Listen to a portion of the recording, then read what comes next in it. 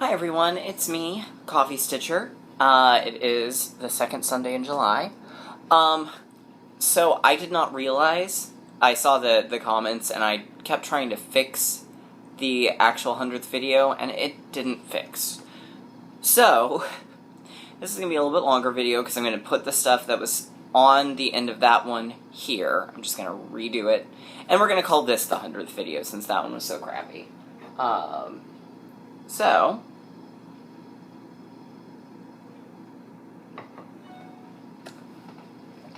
away we go. Have this because I think I'll need it to show a pattern. How was everybody's week? Good, I'm glad to hear it. And for those of you who are on my Facebook feed, you saw that we had adventures with Puppy Bear this weekend. He decided to eat, but for those not, he decided to eat 6 hamburger buns and 6 to 8 Hawaiian rolls while we were getting snow cones.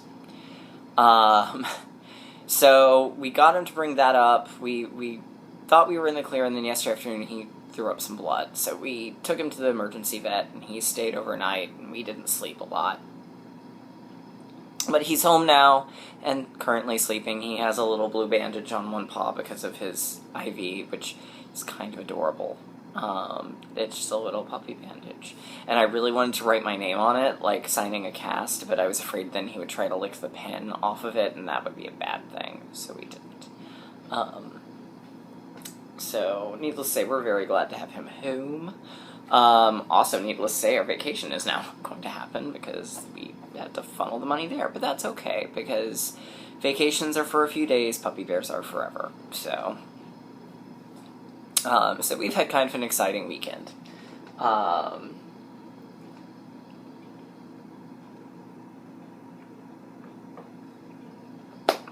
Alright, so... I guess without further ado, we will jump into what had been whips last week, but are now... Oh, well, no, I guess I'll do my... I don't think I had any Q&A this week. Oh, no, I guess I do.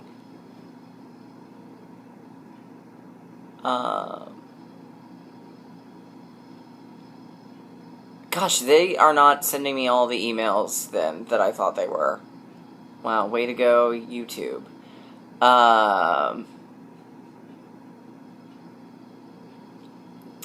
Let's see, the Swept Away Stitcher asks, do I get any encouragement at work when I stitch? Most people are curious about it, but it's not like anyone's just actively cheering me on. But no, everyone at work seems to be relatively impressed. I have not gotten anyone I work with interested in stitching. Several of the people I work with used to stitch, they've said. But none of them have actually been like, oh, I want to learn to stitch because of you, which is fine. I kind of like that it's my thing.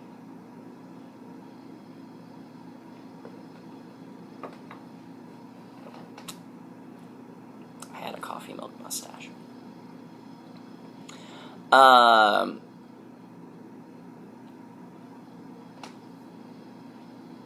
Stitching Haven, I absolutely love Is Anybody There? That's my favorite song in the entire score.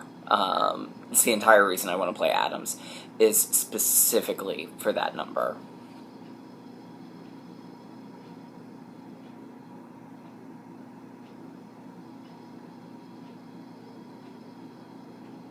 Alright, Jogsgirl asks, what is the purpose of Krynic? Is it to add shine? How do you use it? Do you twiddle it with other floss or lay it side by side in the eye of the needle? Do you think it will hold up to regular washing? Example, using it as in a dish towel versus only a picture. Krynic is basically meant to add sparkle and shine, because it's metallic threads. You have varying different thicknesses. That sort of depends on what you're trying to achieve with it. For instance, there is... Do I actually... Yeah, I actually will. For instance, there's blending filament. Blending filament you do use with I usually do 2 strands of cotton, 1 blending filament, and I usually just pull them together, thread it through. I don't try and twist it, because inevitably it'll twist on its own. Or you can go do your normal stitching and then go back and do the blending filament over it. For example, let's see, on Glinda, I've used the blending filament, which isn't really picking up on the video, but it does in person. I use blending filament with the floss here. In the Rainbow and the Emerald City, I stitched the filament over the floss, just on the top stitch. So that gives it just a bit of sparkle, so that it's not overwhelming. I did a similar thing with the white just in Tin Man. But again, it's not really picking up in the video too well. You can sort of see it there. You can really see it there. So that's the blending filament. A lot of people don't like working with blending filament. It's kind of got a consistency a little bit like cellophane. Sturdy cellophane, but cellophane nonetheless. It can be a little bit twisty. I do highly suggest, with blending filament, using Thread Heaven. Then you can also use, there are varying different weights. Number 4 is my preferred. There is it goes all the way up, I think, to 32. On paper, Brooke usually uses number 8 in her designs. I found I actually prefer to take a number 4 and double it over. I find that easier to work with personally. But as you can see here, in his crown, that is full-on metallic crosses. And I used here 2 different ones. I used, that one's a Kreinik versus the DMC Light Effects. I try to avoid using the DMC Light Effects. It does work. I have one that I'll actually use pretty often, but by and large, I find that the DMC Light Effects tend to be bulkier than a number 4. And see, here's another instance, and I don't know how well it'll show up, where I used blending filament over top stitches, but I used it sporadically, so it would just look like new snow. So, that's kind of how you use Kreinik. There are other brands out there. There's Petite Treasure Braid, which I do like, but Stitch Niche didn't really stock it. Now that I'm going to be doing more buying on 123 Stitch, and I know French Knot in Fort Worth carries a ton of the Rainbow Gallery, you'll probably see me using more of that.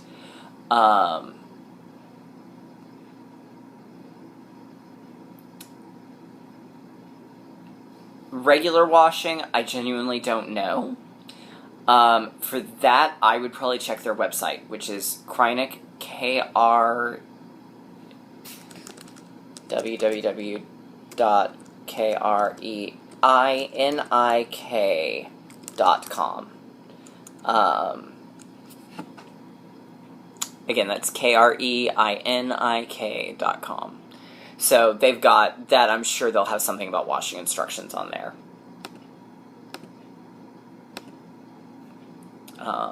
I'd be very surprised if they didn't.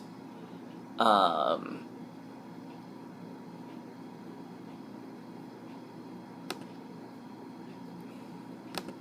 we go. Alright, Alex Croft asks, what is the name of the large Oz piece I'm working on? I'm guessing it's this one. This is the one you were meaning. This is simply just called Wizard of Oz. It's by Leslie Tier. And that's Leslie, E-Y, not I-E, and Tier, T-E-A-R-E. It is available on her website. I think it's between $8 and $12. So it's a fun chart. I highly recommend it. So there we go. There is this week's Q&A.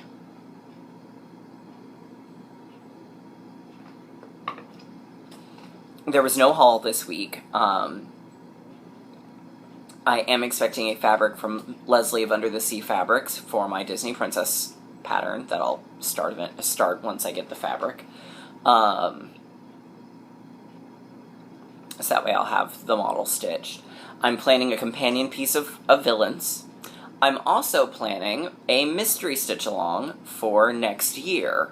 I have not decided yet if it's going to be 9 parts or 12 parts. It's going to depend a lot on how it looks once I get it in there.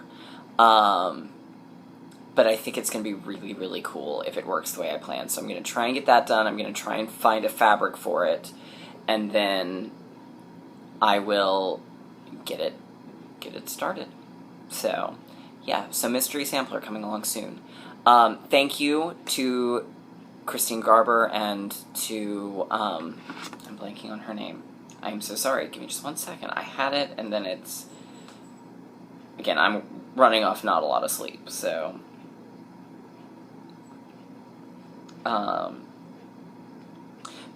to Christine and to Zara, for purchasing all 3 of my charts in one go. That will help pay for groceries this week. So for those who have not purchased from me, I'll throw the link to my website down below. For those of you who have, I greatly appreciate it. I'm planning, when the villain one comes out, anyone who's already purchased the princess one that wants to purchase the villain one, there will be a discount for, because I'm going to offer the 2 together at a slightly reduced price. So for those who already bought the princess, you'll still get the same discount.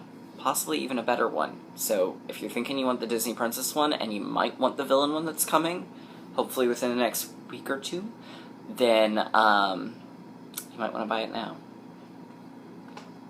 Or just wait. I mean, who knows. But, like I said, may throw a little bit of an extra discount to the people who already purchased. But thank you to everyone who has supported me. I really appreciate it, and my grocery bill appreciates it this week. Because I don't get paid till the end of the week. Alright. Similarly, look on Stash Unload. I will be listing some things here in the next couple of days, or I may actually just put them in my Etsy store. That might almost be easier on me. But including several limited edition kits that I bought because they were limited edition. I thought, oh my god, I have to have this, it's limited edition. And I will probably never do them. As well as some that I have charts that I've already completed that I'm not going to stitch them again, and I held on to the charts that I really love, but the ones that I'm not overly attached to, yeah, they're going in the sell pile. So, alright, so let's get on to, I guess technically now they're finishes. 3 finishes, actually. Well, mini finishes, because they were my stitch-alongs. So my stitch-alongs are done for the month, and then I'll show you what I'm going to be working on this week. So we'll end with the wizard, because he's going to be because we're going to get our little verbal essay on the Wiz, Mr. Wiz. So I finished the July Magical Creatures calendar. I actually finished her in a day. She was a pretty quick stitch. I finished her on Monday.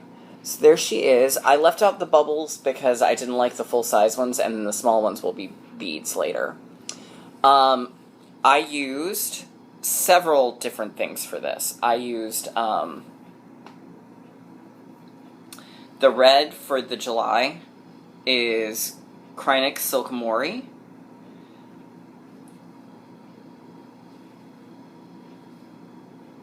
The only, I think, color that's actually the one that was charted, aside from the black, was the, her skin tone. So, her hair is Flame Queen from, Dragonfly Lotus. Her tail and seashells up here are the Petite Princess Pearl Monet's Pond, which I have been planning since I decided to do this. The rocks are Petite Princess Pearl as well in Sierra Haze. The seaweed is seaweed from Weeks Dye Works. The jellyfish and then her tail are actually Cryonix. This is Starburst, and I don't know what the name of the other color is. And then the fish down here, I actually used a Mohs floss. I used Rapunzel.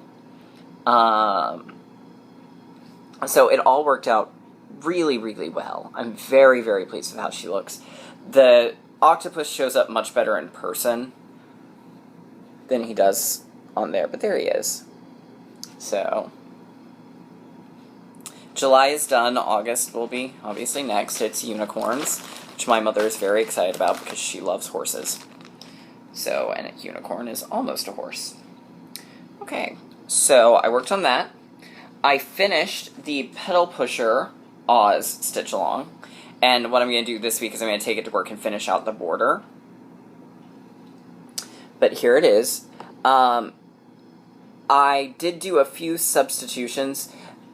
Some like the dark brown in Toto and the little path to the house.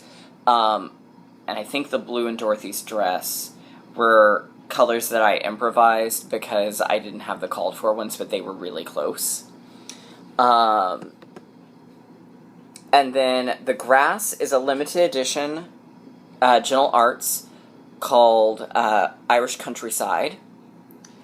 And the clouds, this cloud is wool seashells from Dragonfly Lotus, and this one is Prairie Sky, also from Dragonfly Lotus. And I did wool for both of those, half stitch, and then there's the tornado, because I liked the idea of woolly clouds. There are raindrops, but I don't have a color that's sufficient, and I don't have that blue in my stash. Sorry about that, my dad started calling me, and that interrupted the thing, because my iPod is connected to my phone, so I will call him back. There's also a chance you're going to have one more cut, because it'll probably pop up with the voicemail. So, we'll see. Anyhow, as I was saying, I didn't have a blue that was close to it, so I'm going to have to go to Joann's and pick that up. But I absolutely loved working on this. That tornado is fabulous. I am just obsessed with that tornado. I think it's one of the coolest things I've ever stitched in my entire life. So I'm having had an absolute blast with it. I also gave eyelashes to Dorothy and Aunt Em. And I also, I generally, with the exception of this Clouds Factory Magical Creatures, I generally backstitch around eyes just to give it a solid fill. But that's kind of a personal preference thing versus a complaint with the design, because it's not a complaint. That's just something I do. So there we go. There is Aunt Em and Dorothy.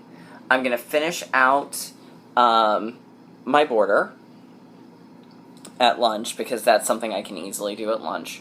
So hopefully the border will be done for when she releases the next part. Which is definitely Munchkinland.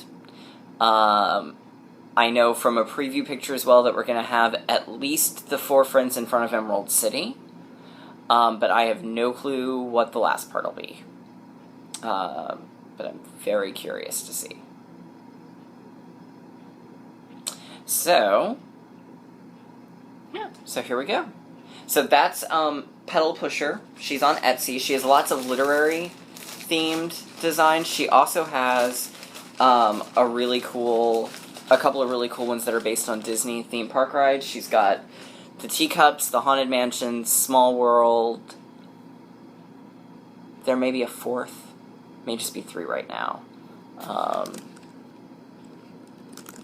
I don't remember if she's actually got a 4th one or if it's just those 3. I'm looking now.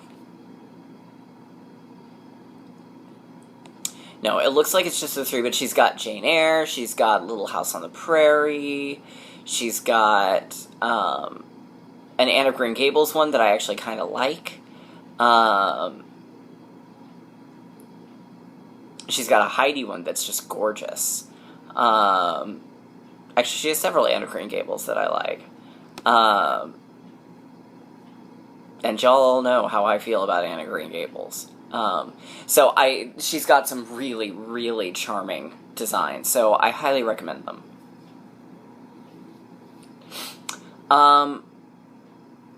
Alright, we'll come back to the wizard in just a sec, so I'm going to go ahead and show what I'm going to work on this week. Then we'll go into the essay on the wizard, and then we'll do the Oz stuff for the week. Alright, so as you know, I have, or if you've watched the last video or so, I've got monthly goals that I'm doing. And I just kind of went through and grabbed two of these out at random.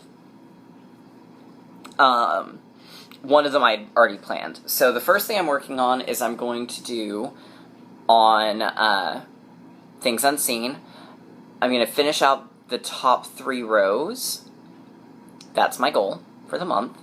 So it's just the words most beautiful, and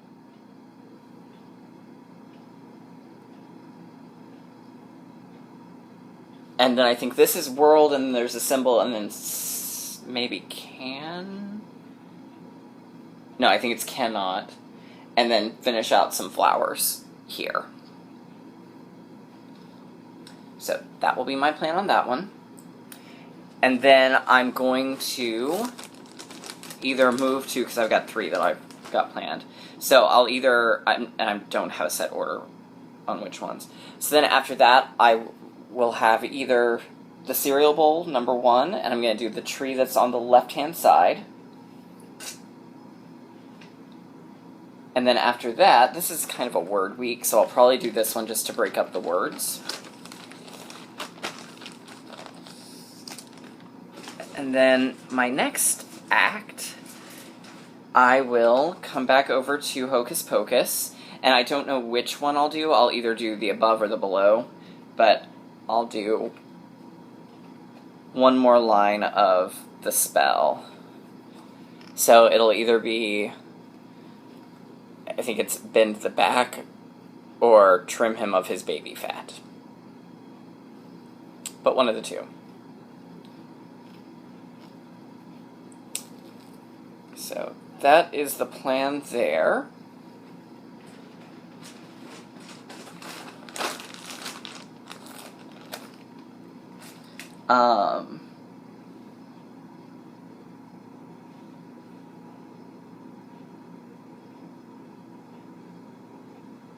So those are the goals. Yes. Alright, so here we have Mr. Wizard. Those bands were so much fun. Had a lot of fun with this one. The only other, and I think I did not do the little clover up here yet. I think that's probably going to be something I'm going to have to do after he's cut out, which means figuring out how I'm going to do that. So that's still coming. But here's the wizard in all of his green glory. You can't really see it, but he does have a lot more sparkle in him. For some reason, sparkle just doesn't film well. The wizard is probably one of the more dynamic characters in the Oz series. He's definitely the one that probably changes the most from the first book to where he ends up by about book 7 or 8. And then he doesn't really change a lot from there. But obviously, as we all know, he's a huckster from Omaha who is blown to Oz in his balloon by a wind. Not necessarily a cyclone as portrayed in the Disney Oz the Crappy Misogynistic. But he arrives in Oz, and the people, there are 2 alternate stories to the wizard. The way he tells it is he blew into the land and everyone proclaimed him a wizard, and so he had them build the Emerald City. And then, of course, he realizes, he figures out very quickly, since he doesn't have actual magic, he needs to not be seen by people so that he can keep up the idea that he has magic. And it's the only thing keeping the Wicked Witch of the West from invading, really, the rest of the land of Oz.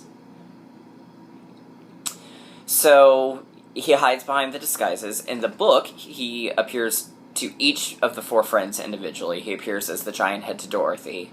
To the Scarecrow, he appears as a lovely lady. To the Tin Man, he appears as sort of this weird, like, rhinoceros-y spider hybrid thing. And then to the Lion is a great ball of fire. this was obviously simplified in the movie as just the giant head. Lots of adaptations simplify it to just the giant head, because it's a good way for you to sort of save some time when you've got only a certain amount of time. You can condense that. Obviously, they discover he's a fake. He gives the friends their wishes, and he plans to take Dorothy back to Kansas in the balloon, but the balloon leaves without Dorothy. What happens to the wizard between there and book 4 is sort of up in the air, but in the second book we learn that, no, the wizard kind of lied.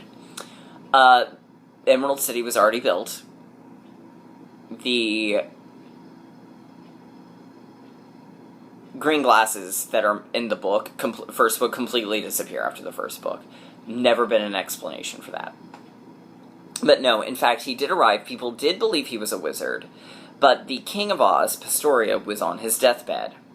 So he decided to put the wizard in power temporarily until his daughter Ozma was old enough to take over.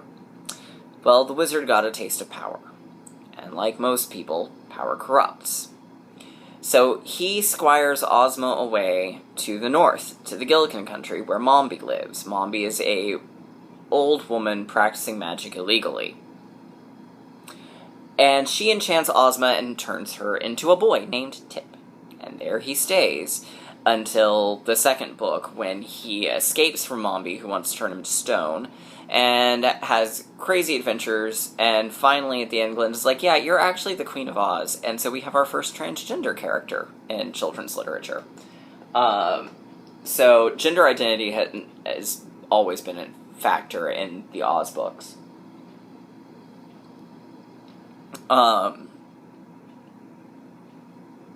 And a lot of that actually stems from the fact that at the time, the popular thing in musical comedy was a lot of times you would have girls playing young boys. It's very traditional in American and British pantomime. And it was a little less traditional, but it happened frequently enough in American musical theater that it wasn't anything anybody thought anything about. So they could hire a girl, she would play tomboyish Tip, and then transform into the beautiful Ozma. Which is why there's also the whole Girls' Army thing. I mean, there's a lot, when you read the second book, if you look at it and compare it to American musical comedy of 1903, 1904, 1905, it is almost, you can see where things were planned and they were gonna slot songs in. I mean, it's very much, it focuses a lot on the Scarecrow and the Tin Man, who are the two breakout stars from the 1903 Wizard of Oz Broadway musical. So, it's kind of interesting. So, Ozma, or Land of Oz, was originally intended to be a musical. Turned out they ended up not doing it. And that was not actually, that was the first time, but it was not the last time Baum did that. TikTok of Oz was actually taken from his failed attempt at the TikTok Man of Oz, which was a musical that tried out in Chicago in 1911 and didn't go anywhere else. And then The Scarecrow of Oz, which is the next book in the series after TikTok of Oz, is sort of a rehash of the film His Majesty the Scarecrow of Oz.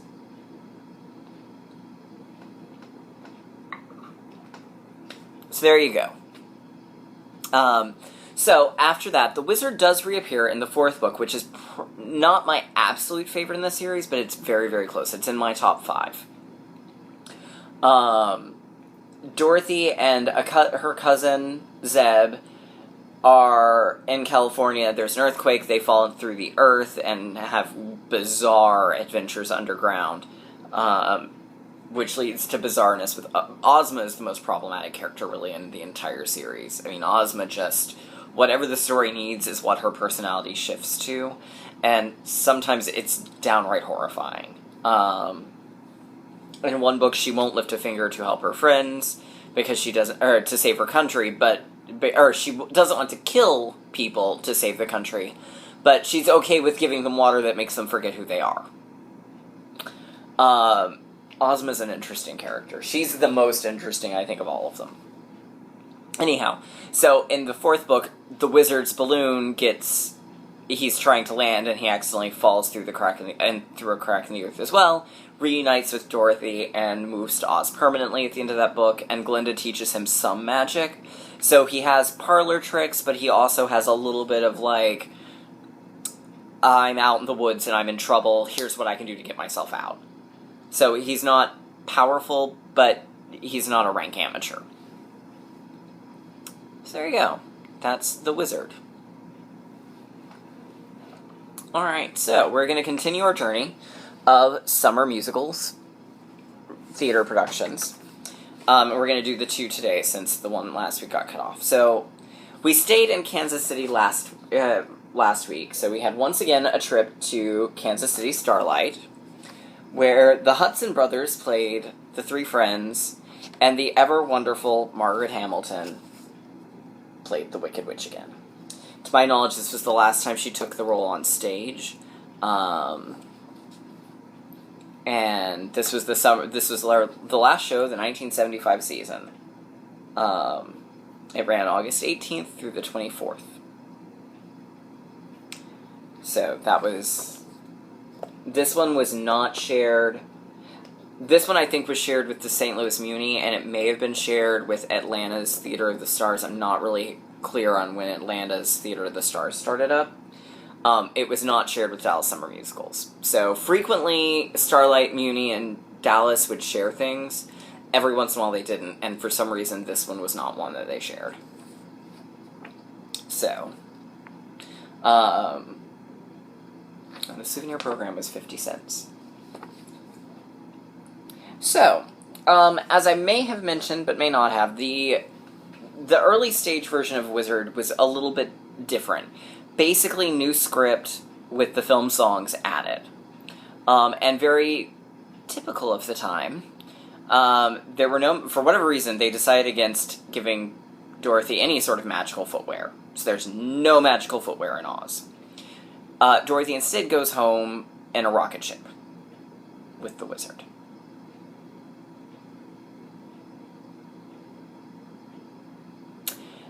Now, lots of productions, it is my understanding, did away with that idea, and they put the ruby slippers in. The Wizard would leave in a balloon, Dorothy would click her heels. A lot of the times, from what I've also sort of come to understand, they would shoehorn in the film script illegally. They would just do that instead.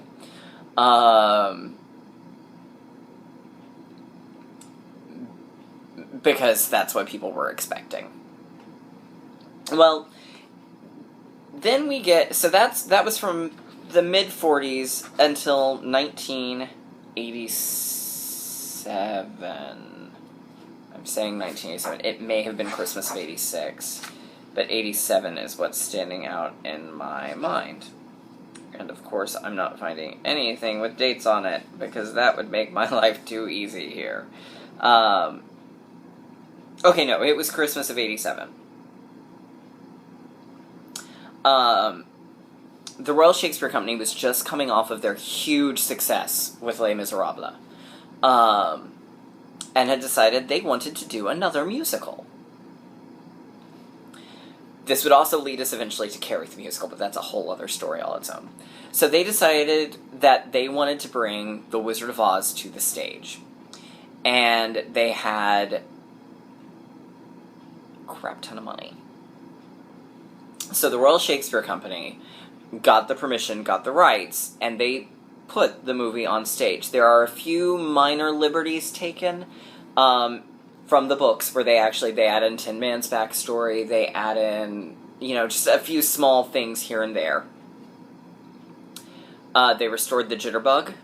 They put in lyrics, these intro lyrics, to Over the Rainbow, If I Only Had a Brain, Heart, The Nerve. They used the expanded lyrics for The Nerve, as well as an intro lyrics to Merry Old Land of Oz that aren't in the film. Best I can tell, they were written actually after the film for sheet music, but they were never written. They were not written for the film, and they were not included in any of the film's materials that I've ever seen. And certainly, they were never recorded by the original artists. And so they put it on stage. The production was immense. They did some interesting things. Design-wise, Munchkinland was actually made to look like California Film Studios. The Witch was a man in drag. But of interesting note, in their very first production, a young Imelda Staunton played Dorothy. And then it was successful enough they brought it back 3 Christmases in a row. The second year, Imelda did not return. It was a different actress as Dorothy. And as the Lion, for those who watch British comedies, Jim Trott from The Vicar of Dibley was the Lion. That's right, Mr. No, no, no, no, no, yes, was the Lion. He was actually really quite good on the album. So there's its cover. Unfortunately, I don't have really hardly any pictures of it at all.